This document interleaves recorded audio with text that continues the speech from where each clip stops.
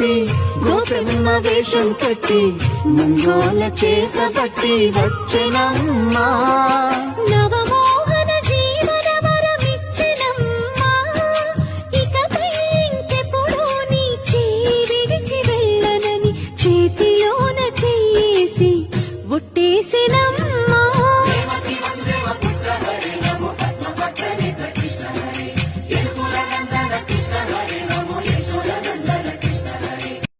గోవిందుడి కోక చుట్టి గోపెమ్మ వేషం కట్టి ముంగోల చేత బట్టి వచ్చెనమ్మా. నవమ